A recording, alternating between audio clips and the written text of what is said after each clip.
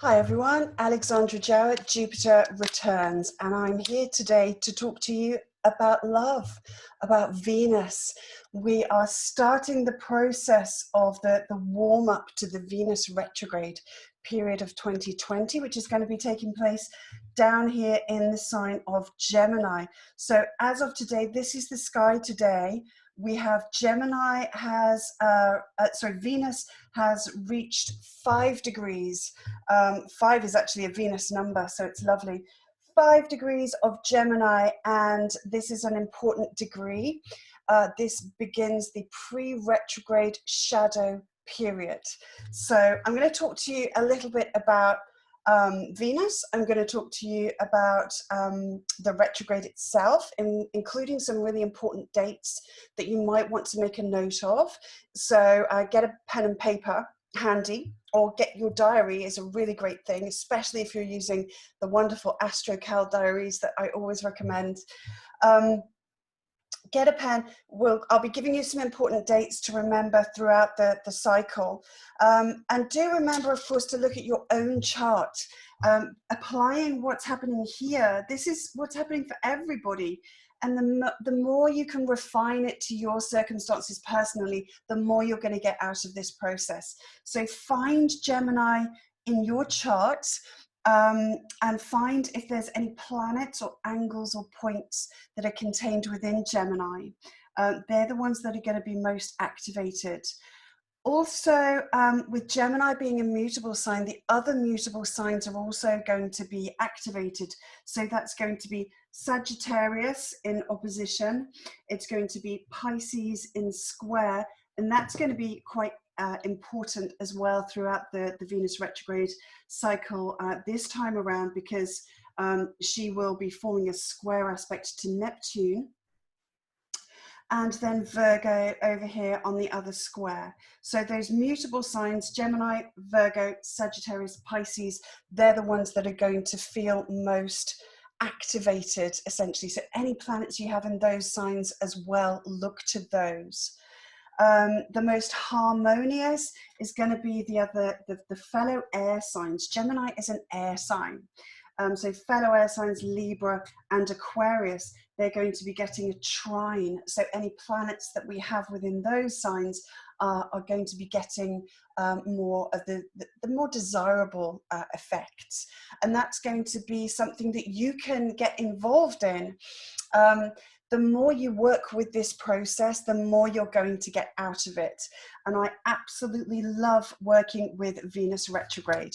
So let me crack on and let's talk Venus. So Venus, also known as Aphrodite, she is the planet of love. She is the planet of relationships. She rules 2 signs, Libra, okay, the balance, the scales. So she likes fairness, she likes balance and harmony, and she likes things to be equal and fair. And she loves to create relationship. Libra is the sign of relationship. And so this is where we get the kind of the Libra connection to relationship.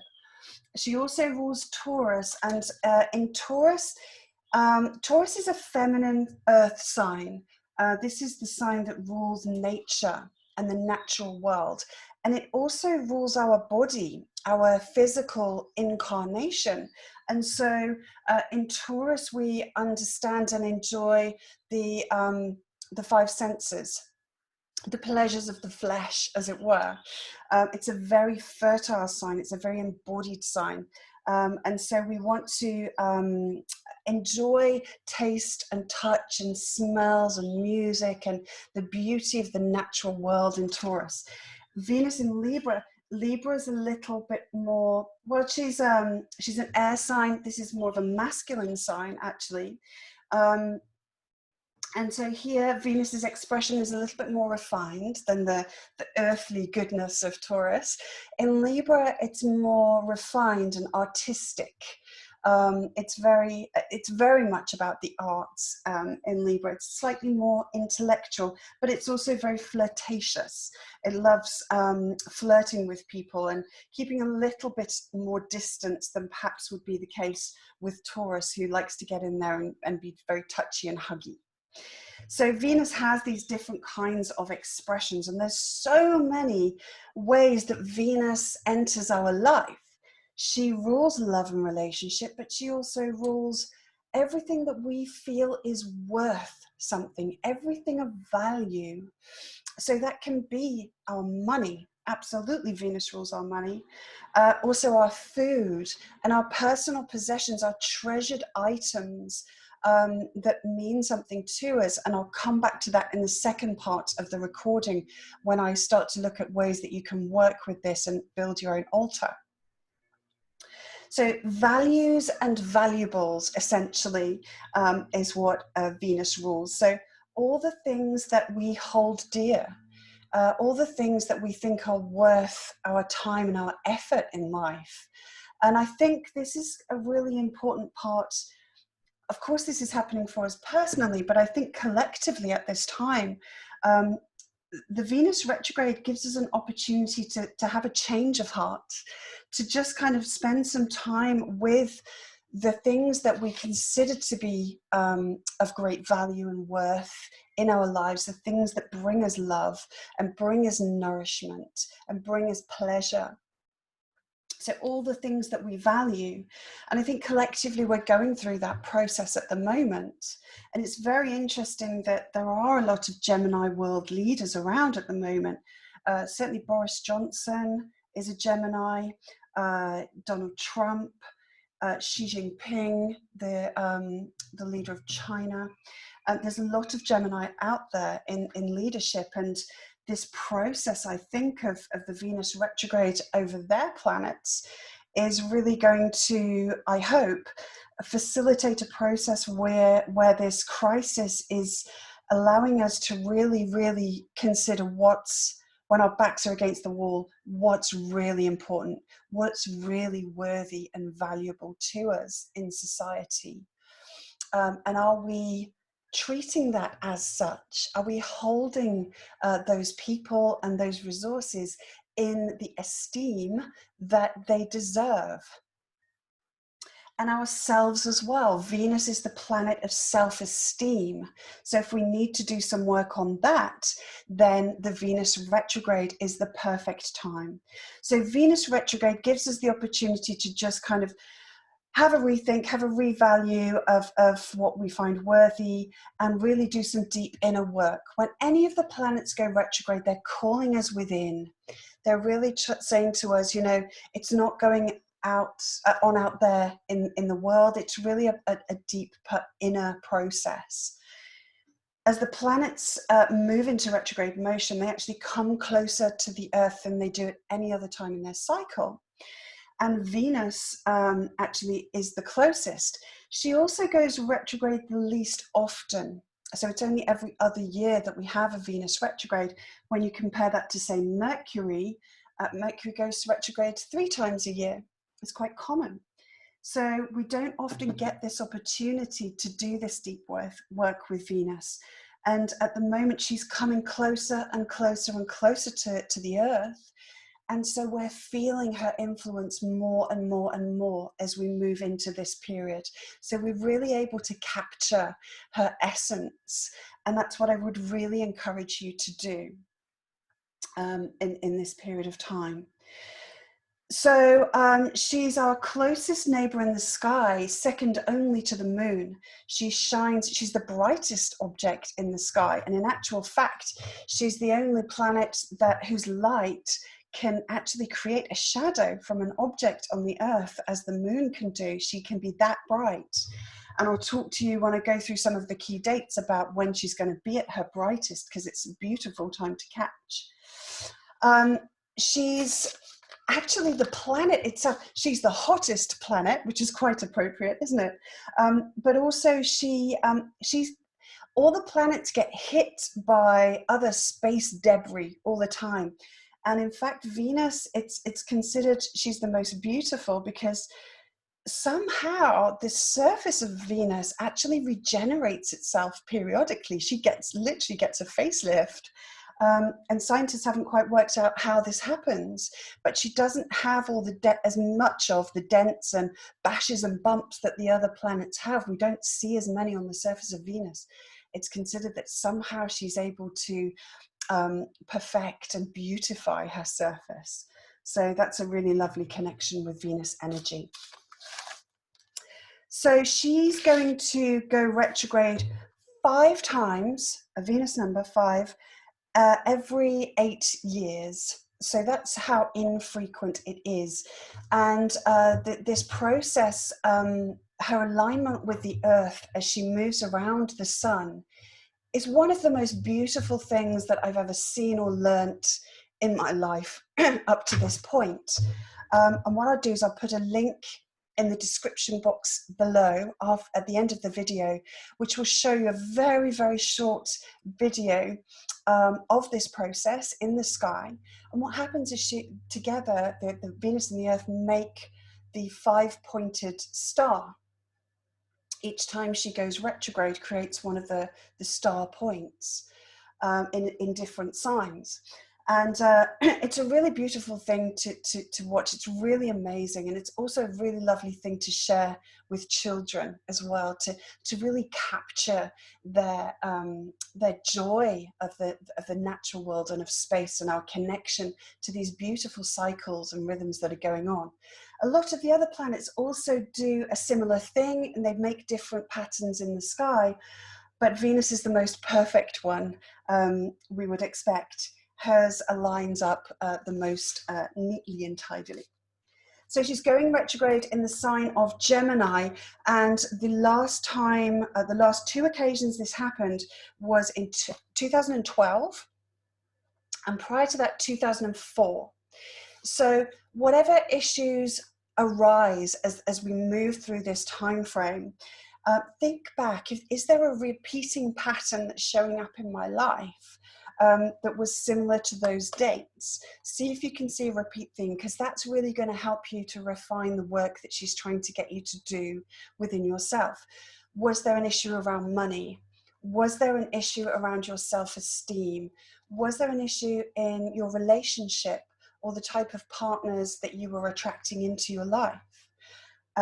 Any of these issues, just see if you can spot a repeating theme, and she's going to help you to do that.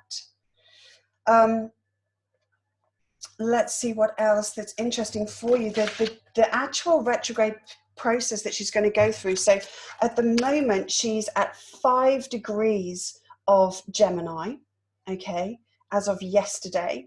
She's going to now slowly move, so this is the pre-shadow phase. She's going to slowly move all the way up to 21 degrees of Gemini.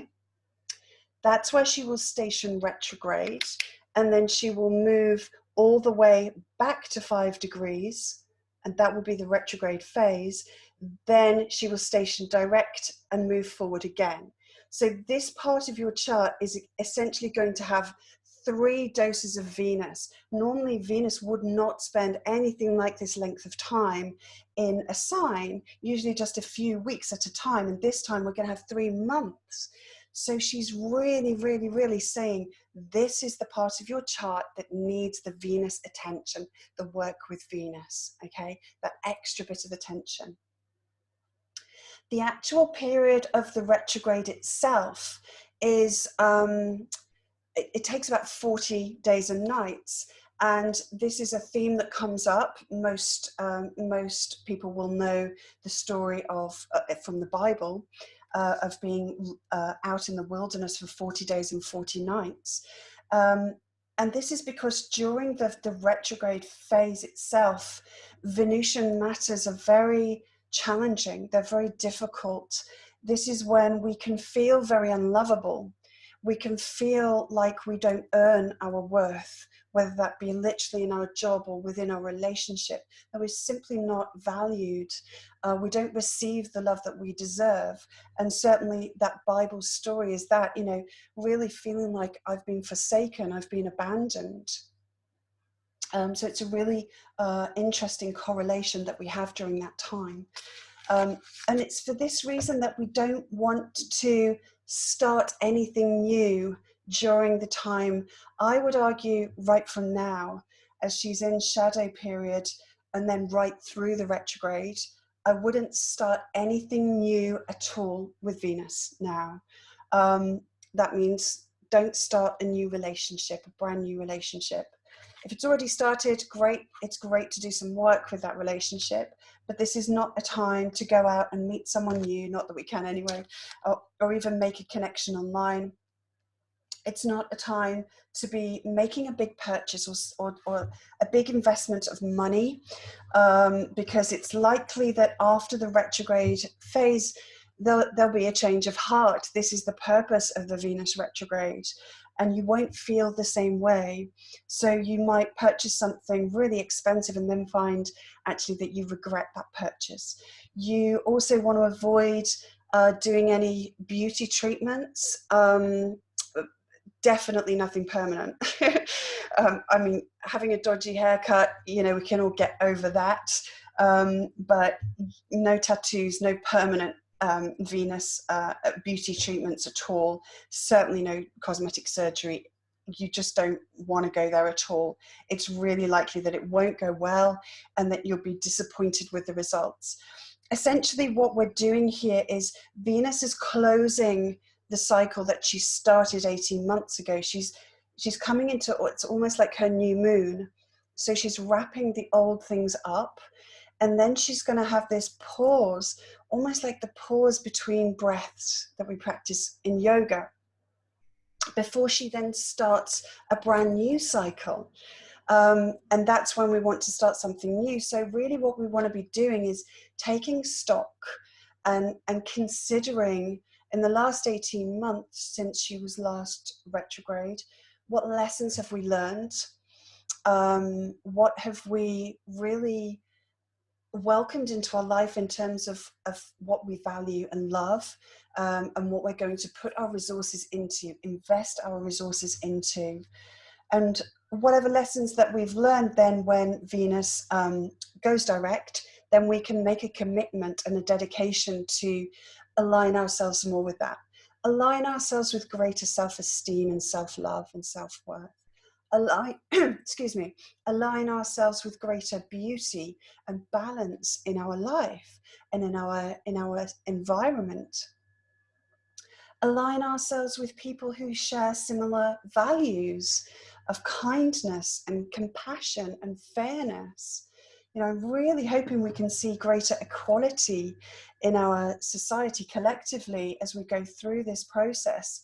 You know, we're relying on key workers, and they are the lowest paid members of our society, and something just isn't right and fair about that, you know? It's these kinds of issues.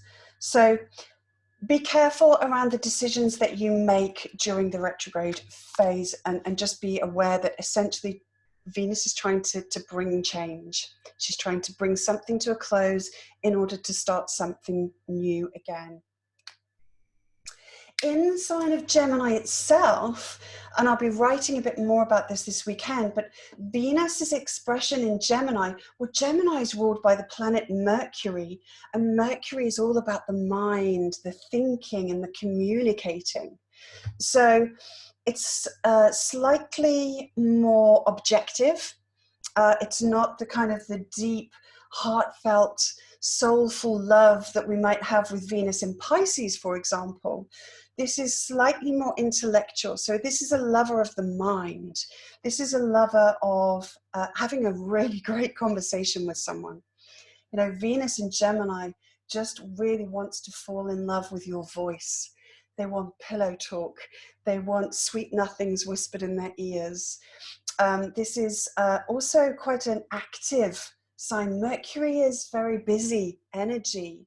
So as much as there is a love of communication, it's also a sign that says, you know, talk is cheap, and you do need to show me through your actions. Love is a verb. Love needs to do something to demonstrate that.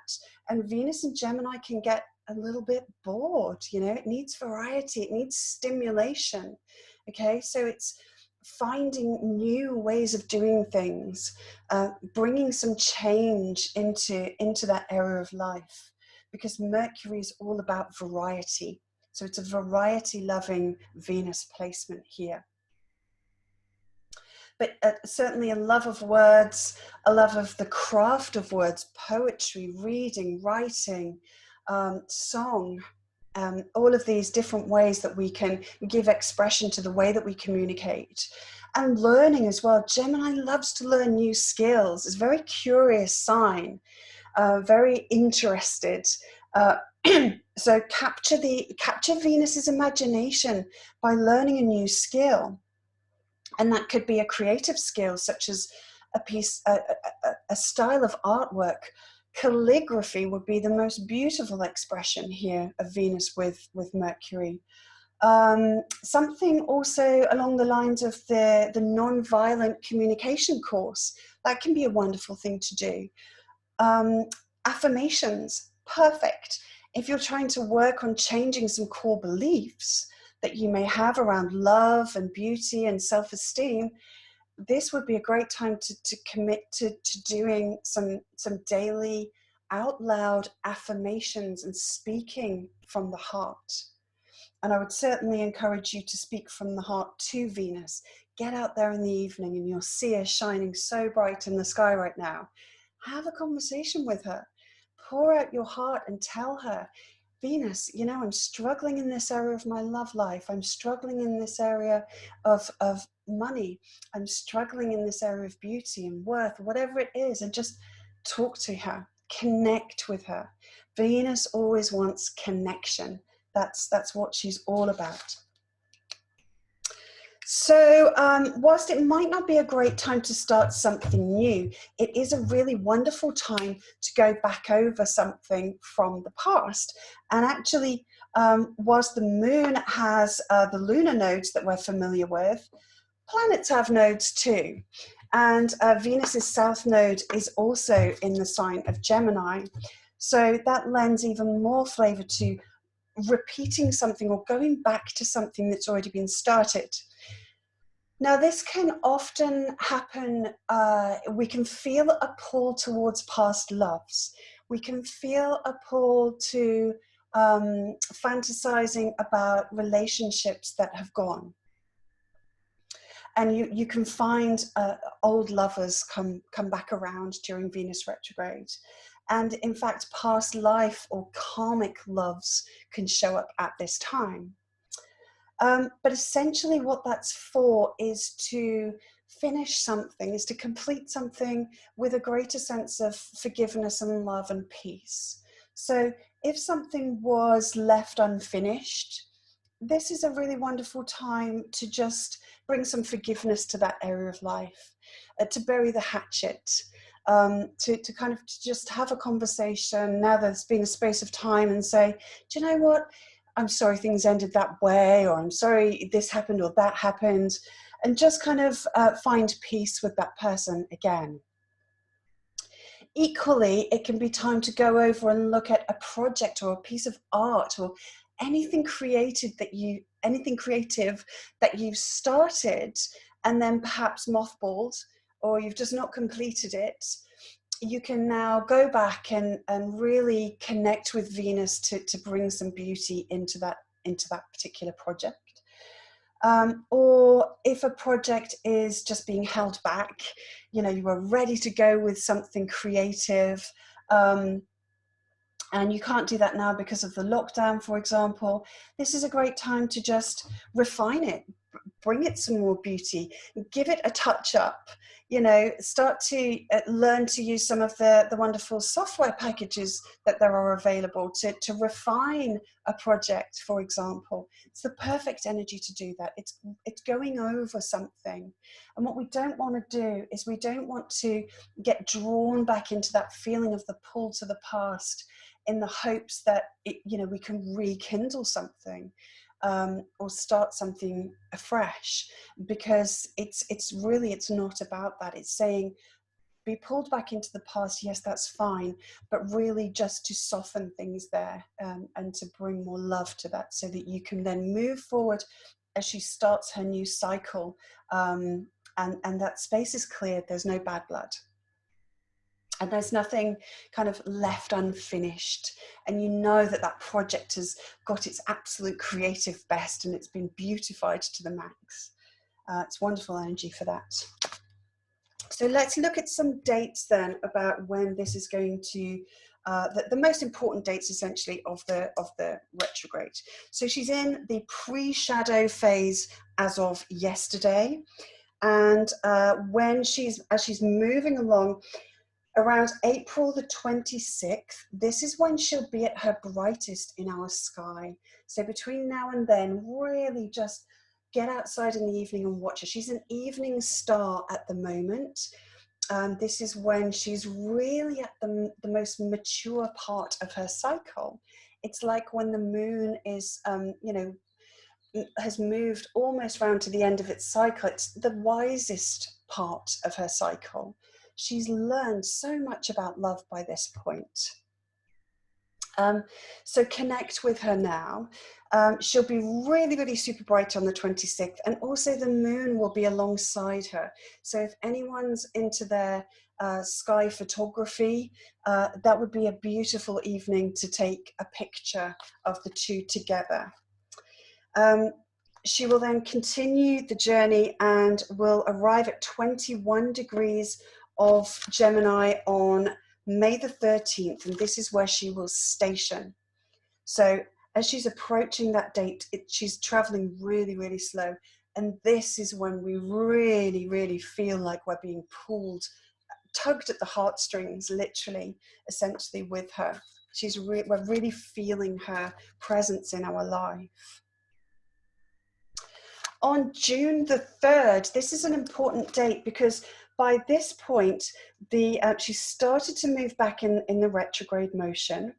And the sun has now completed through Aries, gone all the way through Taurus, and the sun and Venus meet up in the sky.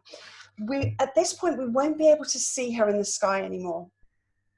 And this was something that caused a lot of concern in ancient civilizations who wondered what on earth has happened to Venus. Where's she gone? She's disappeared.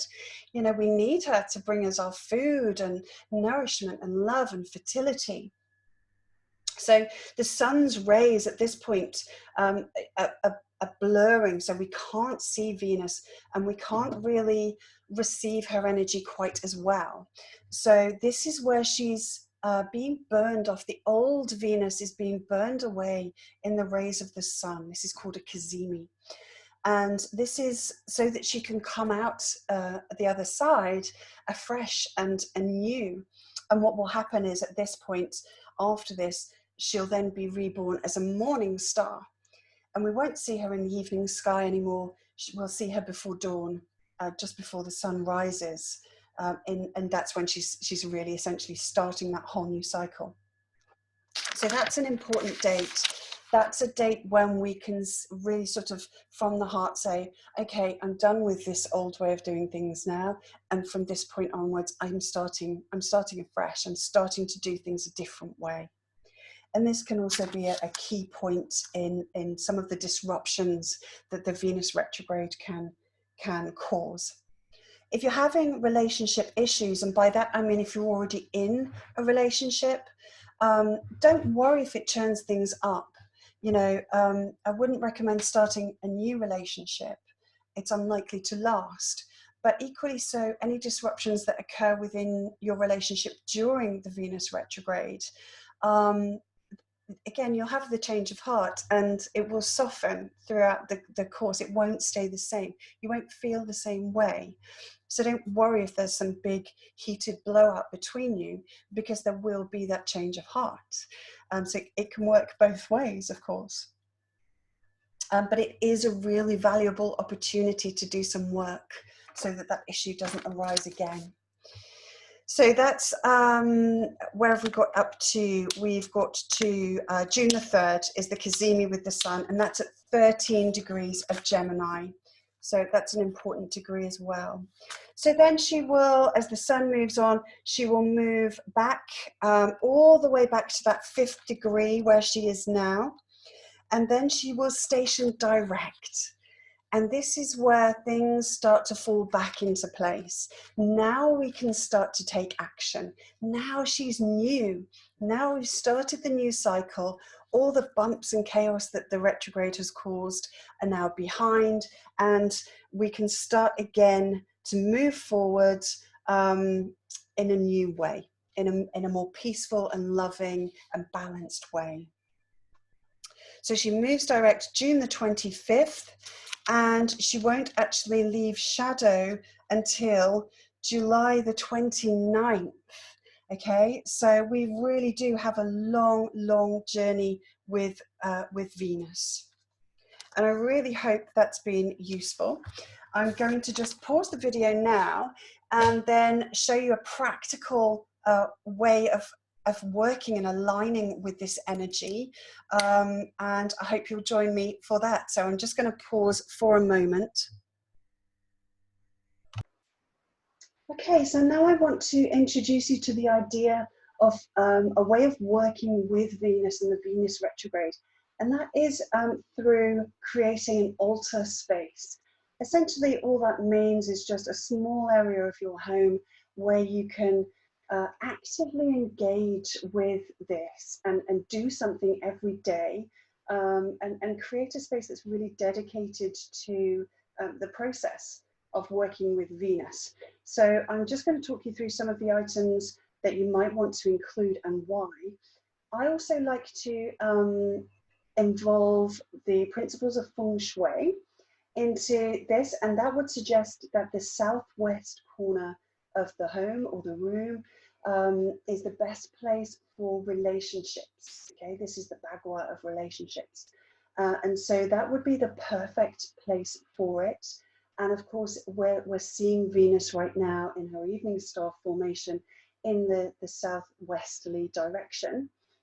So she'll be shining onto your Venus altar for the beginning part of this process. So that's a really good place for it in the house. Some simple things that we can do then, keeping things in pairs is really important, particularly if you're trying to work with relationship, bringing in a new relationship or a new partner, or just creating more balance and harmony within your relationship. You want to ensure that things within the altar space and in general in the southwest part of the house are coupled. Okay, so here I have a drink. I don't know if we can see inside the bottle, there's these two cherries, a pair of cherries there together.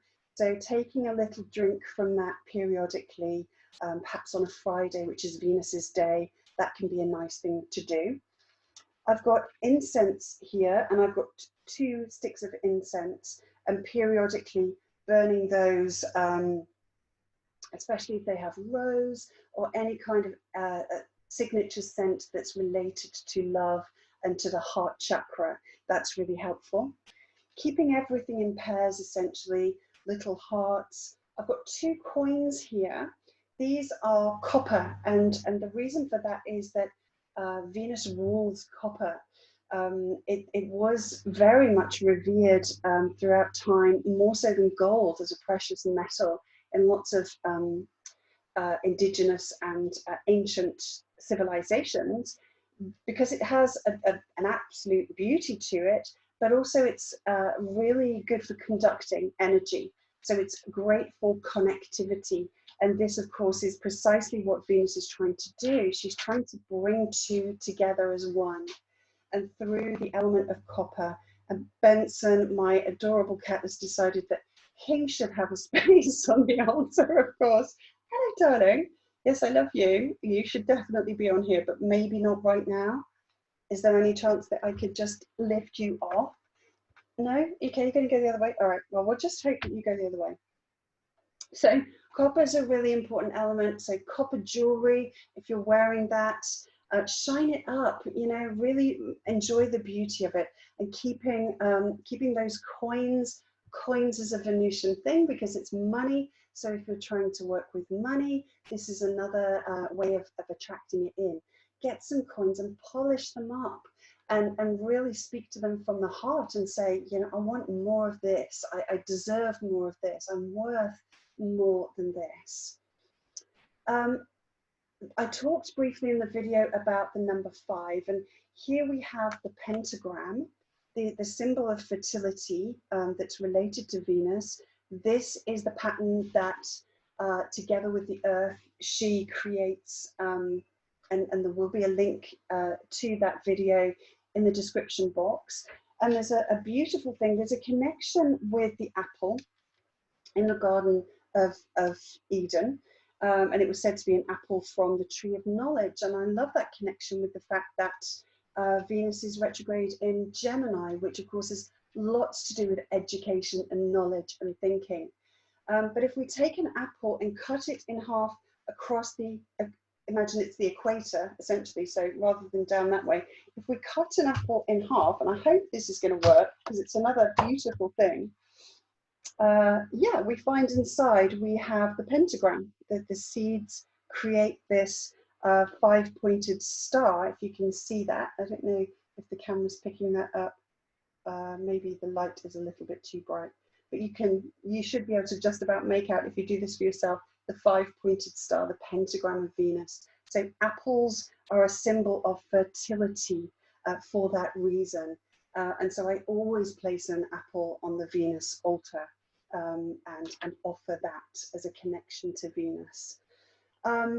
Flowers, of course, the rose, what could be a greater symbol of Venus? Pink and green here, they are the colors of Venus. They're the colors of the heart. And green also is the color of transformation. And this is a transformative process that Venus is going through. She's changing from the evening star back to the morning star. And she's starting a new cycle. So we want a transformation. So really, I would encourage the use of those two colors.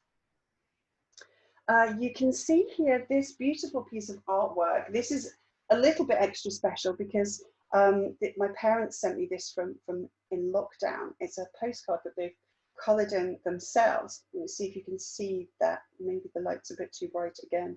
But it's a beautiful piece of artwork, and it's a pair. And so it's the two. Again, we have the twin, the two different sides. Perfect for Gemini. Gemini is the sign of the twins and the two leaves there. So it's this perfect blend of the beauty and the art and the care that's gone into doing this for me. Also, it's a postcard that they've sent me from lockdown. So it's the words. And I would always recommend that you put something into writing with Venus in Gemini and with this retrograde. You know, really write down what you'd like to achieve from going through this process and doing this work. Pour your heart out in a journal. If you can't find yourself, if you feel too self-conscious having a conversation with her in vocalizing the words, write them down. Literally write Venus a love letter, write the universe a love letter, and say, you know, attracting what you want to have more of. Over here, this is a couple of candles. The candle holder itself, as you can see, it has two holders, but they're all connected together at the bottom. So it's two from one single source. And that's quite special. It was a gift from a really dear friend of mine. And the candles that are inside are beeswax candles that I made with some girlfriends on the winter solstice. And we put a little 5-pointed star on the front that might not show up. But burning candles once a day, or each time you connect with this work. The times I would recommend are Fridays. Friday is the day of Venus, but also if you go to a website called Lunarium, you will be able to calculate for your time zone, the geographical location that you are, the hours of the day, as well as just the days of the week. They also have a planet that rules them. So you can find what are the hours in each day that Venus rules, and that would be a wonderful time just to light the candle and sit and meditate, sit and talk, sit and write, do whatever it is you do to honor love and honor this process. Peacocks are important to me. Anyone that knows my brand, my company, knows I love the peacock feather. Again, twin them up, keep things in pairs. It's really important. And I managed to find a vase here which has two peacocks together on the front. So that was quite a perfect fit. Over here I have another candle. It's green. It's the color of transformation and Anahata chakra, the heart chakra. This one is, it's called a Venus candle. It's from a company called Starchild in Glastonbury. And I get a lot of my equipment from them in terms of essences, herbal mixes, candles for ceremonies. I don't have any affiliation to them or anything like that, but I just find that they're really beautiful products. So lighting that Venus candle is going to help me align with her. And I'm sure there's lots and lots of suppliers that do similar things. If you're doing work on self-esteem, or if you're doing any work on trying to have a better relationship with yourself, you can put a picture of yourself on the altar, or a picture of any loved ones that you might find yourself separated from at this time, just to be able to use that space to connect with them.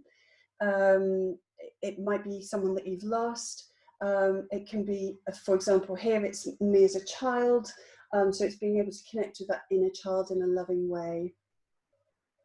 I've got crystals here. I have rose quartz for Venus, and a really gorgeous, it's got a double termination. It's called a tantric twin. It's aqua aura stone, and that's perfect for Gemini. The blue stones relate to communication. They're Vishuddha, the throat chakra, and they help communication. Here, this is a blossom from the garden, and it has the most divine smell. And remember, Venus rules Taurus, so we're trying to bring in all of the senses: touch, taste, smell, sight, and hearing. So in any ways that you can do that, so playing some beautiful Venusian music will help. And the taste, of course, these gorgeous, absolutely stunning, this is an Easter gift that I got. These beautiful handmade chocolates. I cannot wait to tuck into them. I've been saving these to have a treat and share a delicious moment with Venus. Anything sweet, anything delicious, including the apple, that's a really good thing to include in your ceremony or in your just on your altar piece. And then finally, some oracle cards. Obviously, this is Gemini, so any kind of communication, any written expressions of love and care are going to go down well. So that's just some examples and some explanations. I hope that gives you a little bit more richness around why and how to work with the Venus retrograde. I hope that's useful for you. Give me a like, a love, a share if you find this is something of worth to you, if you've got some sense of beauty from it, if you've got some value from listening to me. It really, really helps my work, and it helps my work reach other people. Make sure you subscribe to my channel on YouTube as well. And I will see you as usual for the weekly forecast, which will be out on Monday. Until then, have a beautiful weekend, build your altar, connect with Venus, and I'm wishing you very much love.